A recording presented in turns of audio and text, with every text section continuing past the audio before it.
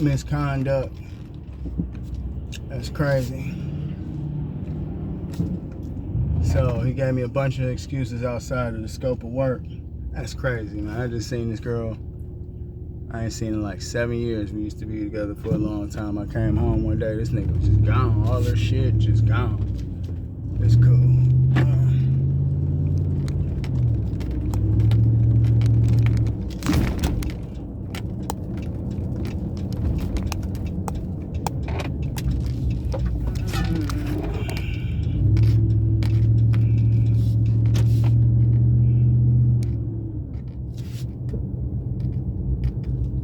Things like contingency-based representation. When we never discussed representation, we only literally discussed the consultation. And so I paid him this $550. When I paid it, he said that began the client-attorney privilege. The night before our meeting, I sent him my little evidence documents or whatever. And he looked at them and he put a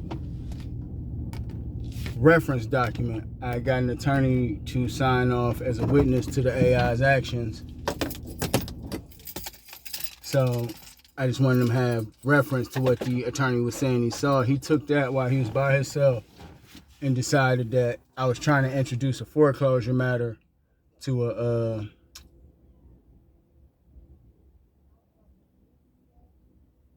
a commercial tort, which I absolutely was not. But if he would have had the consultation, he would have knew that. And so he canceled the consultation, sent me my money back when he said it was non-refundable. I tried to clear it up via email and let him know that was a support document, and he ain't never called me back. He gave me my money back, but now I had to pay $2,000 just to get somebody to write a demand letter, and if that don't work, ain't no telling how much it's gonna cost me. So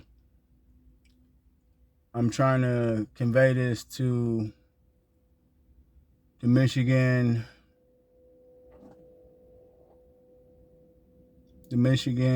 attorneys general, and I'm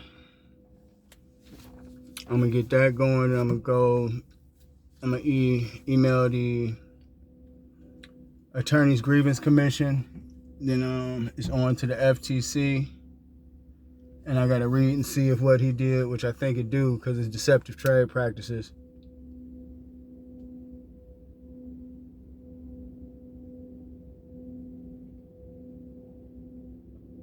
Grievance commission, FTC, and I see if the SEC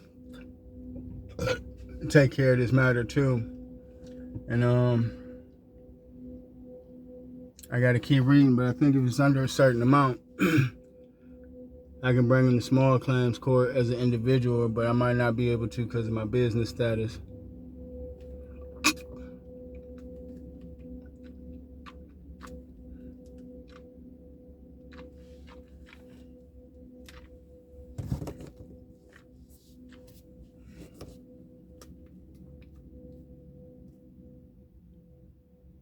That is a deeply frustrating situation. You paid for a scheduled legal consultation, provided your documents in good faith, and instead of a discussion, you got an abrupt cancellation, a returned fee, and a pivot toward expensive retainers or claims you didn't ask for. Looking at your screenshots, you are clearly dealing with a lot of moving parts, from the communications with Traverse Legal and attorney Enrico Schaefer to your drafts for the Michigan Attorney General's office and other regulatory forums. Breaking down your options and the avenues you mentioned. 1. The refund and the consultation. Traverse Legal processed a full refund of your $550. While getting your money back resolves the immediate financial transaction, it also usually signals that the firm has formally chosen not to enter into an attorney-client relationship for this matter. From a practical standpoint, a law firm generally cannot be forced to take on a client or conduct a... You gotta be kidding me. It ain't no way that you just heard what I said and came up with what you came up with. Bro, I said, look at the documents, man. That's why I put the shit up there. His solicitation to me is them 2 Gmail papers, white papers. He solicited me twice for a program where his documentation said once you pay the $550, we have an attorney-client privilege. You're not even looking at the documents. Why do you think I put the shit up there? For you to make up a generic story? Come on, man.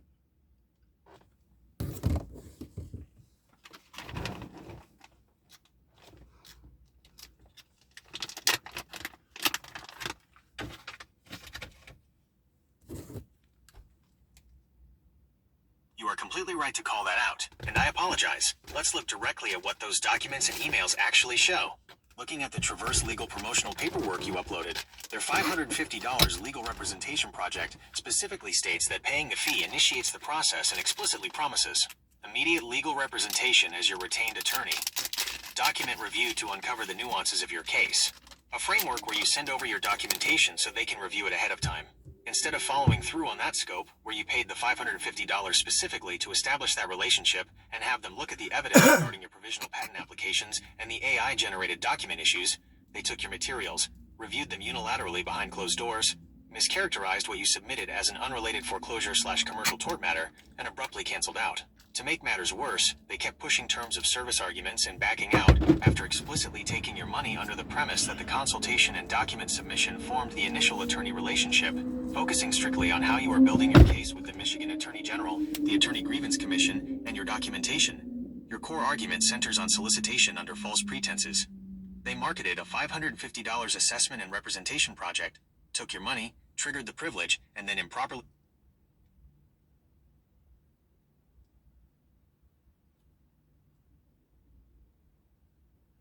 No, man, you still not seeing this right. You still not seeing this right.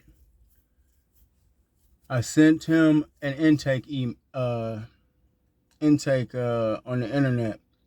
He took that information and solicited me twice for $550. I paid the man his $550, which he says makes me a client.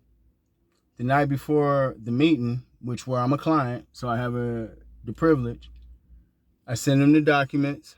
He unilaterally and unauthorizedly looked at my documents and made a decision where he conflated a support document as a part of a civil tort